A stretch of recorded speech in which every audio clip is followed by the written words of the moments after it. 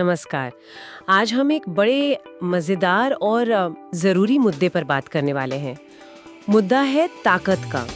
लेकिन सोचिए, क्या ताकत सिर्फ कुर्सी, पैसे या ताकतवर ओहदे में ही होती है? हाँ, ये एक आम सोच है, पर शायद असली और ज्यादा गहरी ताकत तो विचारों को बदलने में है, समाज की सोच को एक नई दिशा देने में। और यहीं से एक दिलचस्प टकराव शुरू होता है। टकराव किसके बीच में? टकराव होता है सत्ता और सच के बीच, या यूं कहें कि सत्ता और व्यंग्य के बीच। एक तरफ वो लोग हैं जो चाहते हैं सब उनकी मर्जी से चले, उनकी वाहवाही हो। दूसरी तरफ वो कलाकार, लेखक, कॉमेडियन हैं जो अपनी बातों से, अपनी कला से समाज को आईना दिखाते हैं। कभी चुटकी लेते हैं, कभी सीधे सवाल पूछते हैं। अच्छा, तो मतलब ये सिर्फ आज की बात नहीं है, ये हमेशा से चलता आया है, पुराने जमाने से लेकर आज के जो सोशल मीडिया वाला दौर है तब तक। अरे बिल्कुल, ये कहानी उतनी ही पुरानी है जितनी शायद इंसानी सभ्यता। और आज हम इसी कहानी की परतों को खोलेंगे, समझने की कोशिश करेंगे कि ये बोलने की आज़ादी, खासकर हंसी मजाक और कटाक्ष के जरिए अपनी बात कहने की आज़ादी, ये क्यों इतनी ज़रूरी है, इसका असर क्या होता है और कहाँ इसकी सीमाएं शुरू होती हैं। चलिए शुरू करते। तो सबसे पहले ये जो बोलने की आज़ादी है, ये आती कहाँ से है? क्या ये कोई सरकार का दिया हुआ इनाम है? नहीं, ये बहुत अहम सवाल उठाया आपने। ये आज़ादी हमें किसी सरकार या राजा ने बख्शिश में नहीं दी है। ये तो इंसान होने के नाते हमारा हक है, कह सकते हैं कुदरती है। सरकार का काम वो तो बस इस आज़ादी की हिफाजत करना है, इसे छीनना नहीं। लेकिन अगर ये इतनी कुदरती है तो फिर इस पे इतनी बहस क्यों होती है? सरकारें या जो ताकतवर लोग हैं वो इससे डरते क्यों हैं? डरते इसलिए हैं क्योंकि शब्दों में, विचारों में और खासकर व्यंग्य में जबरदस्त ताकत होती है। इतिहास भरा पड़ा है इसी मिसालों से, जहां एक कविता, एक नाटक या शायद एक कार्टून ने लोगों की सोच बदल दी, उन्हें सड़कों पर ला दिया, बड़ी बड़ी क्रांतियां करवा दी। सोचिए, सुकरात जैसे विचारक को जहर पीना पड़ा, क्यों? क्योंकि उनके सवाल सत्ता को चुभते थे। तो जब कोई विचार लोगों के बीच पॉपुलर होने लगता है और सत्ता पर सवाल उठाता है, तो गद्दी पर बैठे लोग वो असहज हो जाते हैं। उन्हें लगता है ये उनकी पकड़ को कमजोर कर रहा है। और आज के जमाने में तो ये डर और भी बढ़ गया होगा, है ना? इंटरनेट और सोशल मीडिया की वजह से कोई भी बात पलक झपकते ही लाखों लोगों तक पहुंच जाती है। एक मजेदार वीडियो, एक तीखा सा ट्वीट या कोई कविता वायरल होते देर ही नहीं लगती। बिल्कुल, आज तो रफ्तार बहुत तेज है, जानकारी फैलने की रफ्तार, और इसका असर भी गहरा होता है और तुरंत होता है। अब ये ताकत जितनी अच्छी है उतनी ही खतरनाक भी हो सकती है अगर इसका गलत इस्तेमाल हो। लेकिन हाँ, सत्ता के लिए ये हमेशा से एक चुनौती रही है। तो ये जो आज़ादी है, ये सिर्फ बोलने भर की नहीं है, इसका और क्या महत्व है? देखिए, किसी भी देश की सेहत एक तरह से इस बात से पता चलती है कि वहाँ के लोग कितना आज़ाद महसूस करते हैं, कितने अधिकार इस्तेमाल कर पाते हैं। बोलने की आज़ादी सिर्फ मन की भड़ास निकालने के लिए नहीं है, ये जानकारी के लेन देन के लिए जरूरी है। जब लोग खुलकर बात करेंगे तभी तो पता चलेगा कि सिस्टम में कहाँ गड़बड़ी है, कहाँ सुधार की गुंजाइश है।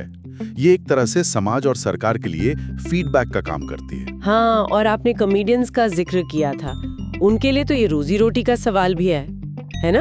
उनका तो काम ही है ताकतवर लोगों पर, सिस्टम की खामियों पर हंसी मजाक करना, कटाक्ष करना।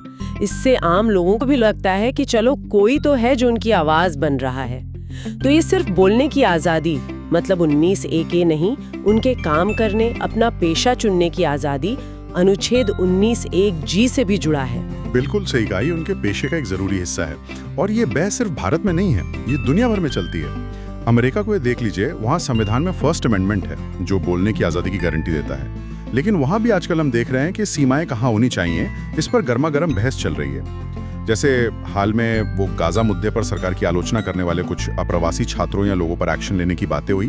तो ये संतुलन बनाने की कोशिश ये हर जगह जारी है। अच्छा, आपने व्यंग्य या सटायर का जिक्र किया, ये होता क्या है असल में? क्या ये सिर्फ मजाक उड़ाना है? नहीं, व्यंग्य सिर्फ मजाक उड़ाना नहीं है, ये उससे कहीं ज्यादा गहरा है। इसमें अक्सर बातों को बढ़ा चढ़ाकर कहा जाता है, जिसे एग्जैजरेशन कहते हैं, या जो दिख रहा है उसका उल्टा मतलब निकाला जाता है, आयरनी। इसका मकसद होता है किसी मुद्दे की गंभीरता को या किसी की मूर्खता को या सिस्टम की खामी को एक अलग तरीके से उजागर करना।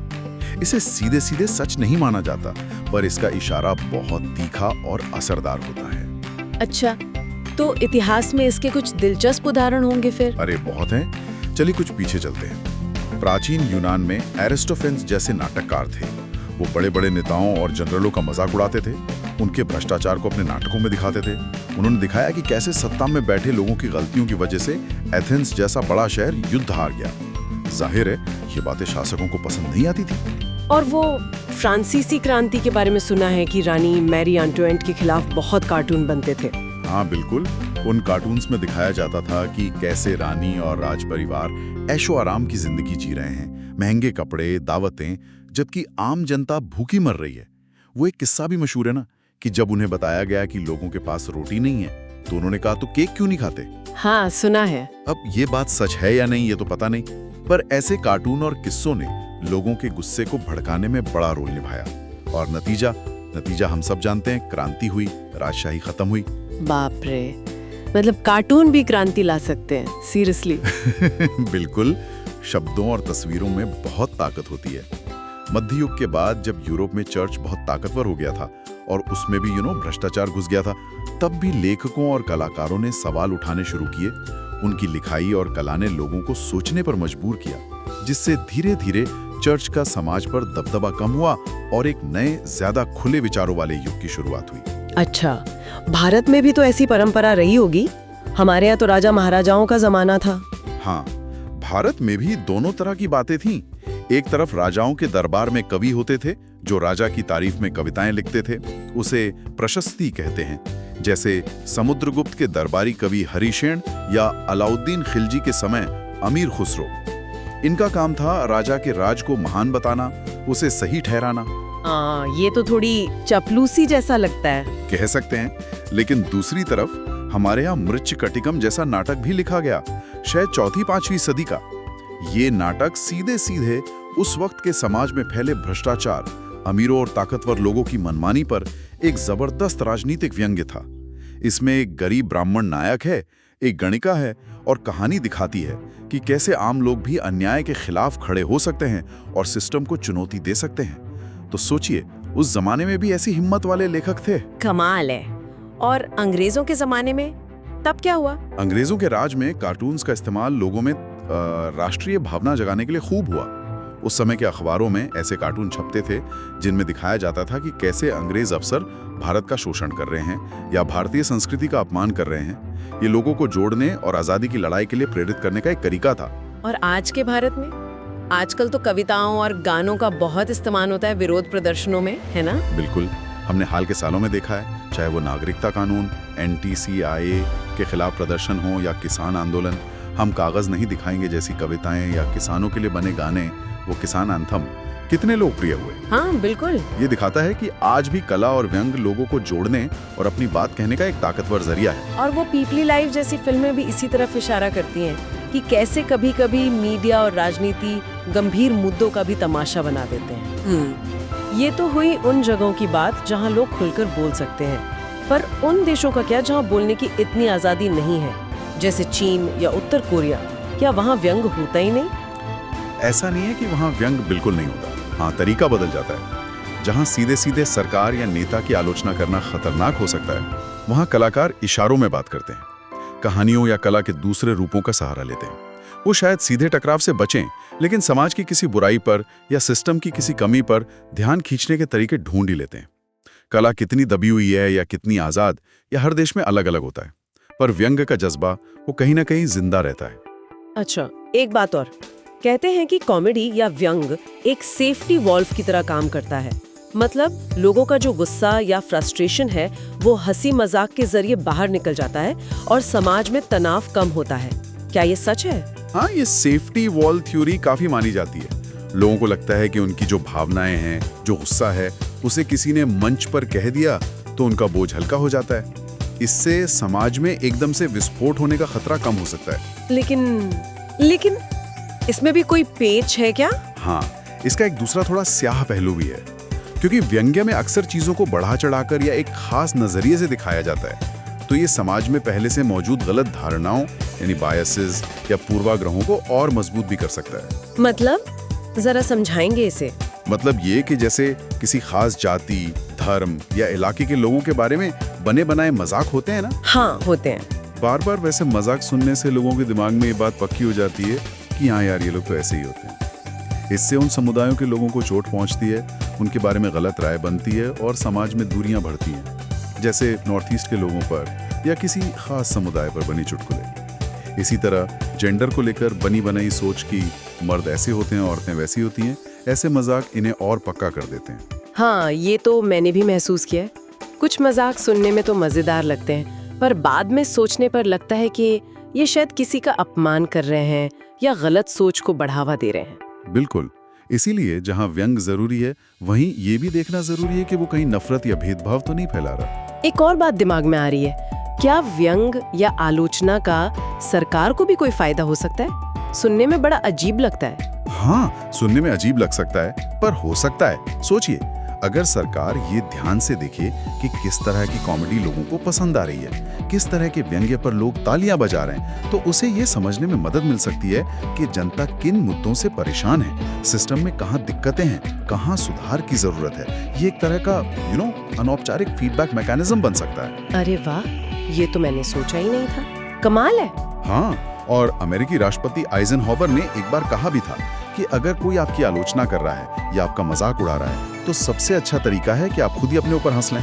इससे आप कमजोर नहीं, बल्कि ज्यादा आत्मविश्वासी और मजबूत नजर आते हैं। हाँ, ये तो है। अगर कोई आप पर पत्थर फेंके और आप उसे उठाकर अपनी ढाल बना लें, ये तो वही बात हुई। बिल्कुल, यही रणनीति कुछ नेता बहुत खूबी से अपनाते भी हैं। अगर कोई उनके बैकग्राउंड, उनके प्रोफेशन या उनकी किसी बात पर तंज कस रहा है, जैसे किसी को चाय वाला या चौकीदार कहकर चिढ़ाया गया, तो उन्होंने उसी शब्द को अपना लिया, उसे अपनी पहचान बना लिया। हाँ, याद है। इससे क्या हुआ? विरोधियों का वार खाली चला गया और जनता को लगा कि ये नेता आलोचना से घबराता नहीं, बल्कि उसे सहजता से लेता है। अमेरिका में भी राष्ट्रपति कैनेडी पर उनकी अमीरी को लेकर और रीगन पर उनकी उम्र को लेकर मजाक उड़े, तो उन्होंने खुद इन बातों पर हंसना शुरू कर दिया और मामले को हल्का बना दिया। ये तो बड़ी दिलचस्प बात है, पर इसका मतलब ये तो नहीं कि बोलने की आजादी पर कोई लगाम ही नहीं होनी चाहिए। मतलब कुछ भी कह दो किसी के भी बारे में। नहीं, बिल्कुल नहीं। यहीं पर संतुलन की जरूरत आती है। हमारा संविधान भी जहां अनुच्छेद 19(1)(a) में हमें बोलने और अपनी बात कहने की आजादी देता है, वहीं अनुच्छेद 19(2) में ये भी कहता है कि इस आजादी पर वाजिब पाबंदियां यानी रीजनेबल रेस्ट्रिक्शंस लगाई जा सकती हैं। वाजिब पाबंदियां ये क्या होती हैं? मतलब ऐसी सीमाएं जो जरूरी हों, जैसे देश की सुरक्षा के लिए, दूसरे देशों से अच्छे रिश्ते बनाए रखने के लिए, पब्लिक ऑर्डर, नैतिकता या किसी की मानहानि रोकने के लिए। एक मशहूर विचारक हुए हैं J.S. मिल। उन्होंने हार्म प्रिंसिपल यानी नुकसान का सिद्धांत दिया था। हार्म प्रिंसिपल ये क्या है? मिल का कहना था कि इंसान के काम दो तरह के होते हैं। एक वो जिनका असर सिर्फ उसी पर पड़ता है, सेल्फ रिगार्डिंग, और दूसरे वो जिनका असर दूसरों पर पड़ता है, अदर्स रिगार्डिंग। मिल के मुताबिक आपकी आजादी वहीं तक है जहां तक वो दूसरों को नुकसान ना पहुंचाए। अगर आपके बोलने या काम करने से किसी और को सीधा नुकसान हो रहा है, जैसे आप किसी के बारे में झूठी बातें फैलाकर उसकी इज्जत खराब कर रहे हैं या हिंसा भड़का रहे हैं या देश की सुरक्षा को खतरा पैदा कर रहे हैं, तो फिर आपकी आजादी पर रोक लगाना जायज है। लेकिन ये तय कौन करेगा कि नुकसान हो रहा है या नहीं, और कितना नुकसान वाजिब पाबंदी लगाने के लिए काफी है? यहीं पर तो सारी गड़बड़ होती होगी ना। बिल्कुल, यही सबसे मुश्किल सवाल है। वाजिब क्या है, ये कौन तय करेगा? अक्सर सरकारें या ताकतवर लोग आलोचना को दबाने के लिए इन पाबंदियों का गलत इस्तेमाल करने की कोशिश करते हैं। कोई उदाहरण है इसका भारत में? हाँ, जैसे हमारे यहाँ IT एक्ट का एक सेक्शन था 66A। हाँ, सुना था उसके बारे में। इसका इस्तेमाल कई बार सोशल मीडिया पर नेताओं या सरकार की आलोचना करने वालों के खिलाफ किया गया। एक कार्टूनिस्ट थे असीम त्रिवेदी। उन्होंने भ्रष्टाचार के मुद्दे पर कुछ कार्टून बनाए थे जिनमें राष्ट्रीय प्रतीकों का इस्तेमाल किया गया था। उन पर देशद्रोह और राष्ट्रीय सम्मान के अपमान का केस लगा दिया गया। अरे, उनका कहना था कि वो तो सिर्फ सिस्टम की खामी दिखा रहे थे। ऐसे कई और मामले हुए जहां जरा सी आलोचना पर लोगों को गिरफ्तार कर लिया गया। हाँ, ये तो काफी सुनने में आता था उस वक्त। लेकिन फिर सुप्रीम कोर्ट ने 2015 में श्रेया सिंघल केस में इस सेक्शन 66A को रद्द कर दिया। कोर्ट ने कहा कि ये बोलने की आजादी का गला घोटता है और इसका दुरुपयोग हो रहा है। तो हमारी न्यायपालिका भी इस संतुलन को बनाने की कोशिश करती रहती है, पर यह बहस हमेशा चलती रहेगी कि आजादी और जिम्मेदारी के बीच की वो महीन रेखा कहाँ खींची जाए। तो कुल मिलाकर ये एक बहुत पेचीदा लेकिन उतना ही जरूरी मुद्दा है। हमने देखा कि बोलने की आज़ादी, खासकर व्यंग्य और आलोचना के रूप में, कितनी ताकतवर हो सकती है। ये लोकतंत्र को जिंदा रखने के लिए, सरकार को जवाबदेह बनाने के लिए, लोगों को सोचने पर मजबूर करने और समाज में नए विचारों को लाने के लिए बेहद जरूरी है। शायद अगर किसी ने कभी राजा के खिलाफ आवाज न उठाई होती तो आज हम यहाँ बैठकर ये बातें भी न कर रहे होते। बिल्कुल सही कहा आपने, लेकिन हमने ये भी देखा कि इसके खतरे भी हैं। व्यंग्य और आलोचना का इस्तेमाल गलत जानकारी फैलाने, नफरत भड़काने, समाज को बांटने और जो हमारे संस्थान है उनके प्रति अविश्वास पैदा करने के लिए भी किया जा सकता है। कभी कभी सच और झूठ को ऐसे मिला दिया जाता है कि लोग समझ ही नहीं पाते कि क्या सही है क्या गलत। इसलिए जरूरत है एक संतुलन की, जहां हम बोलने की आजादी की रक्षा करें, वहीं ये भी सुनिश्चित करें कि इसका इस्तेमाल जिम्मेदारी से हो, किसी को नुकसान पहुंचाने के लिए नहीं। वाकई आज की बातचीत ने सोचने के लिए बहुत कुछ दिया है। व्यंग्य की हंसी के पीछे छिपी ताकत और उसकी सीमाओं को समझना बहुत जरूरी है। हाँ बिल्कुल। और जाते जाते एक सवाल श्रोताओं के लिए छोड़ जाते हैं। आज जब हम में से हर कोई, मतलब सोशल मीडिया के जरिए अपनी बात इतनी आसानी से कह सकता है, तो हम खुद कैसे ये तय करें कि हमारी बात एक जरूरी आलोचना है या सिर्फ एक पूर्वाग्रह से भरा तंज जो किसी को चोट पहुंचा सकता है। इस बारीकी से रेखा पर चलना शायद आज के दौर में हम सबकी जिम्मेदारी है। सोचिएगा जरूर।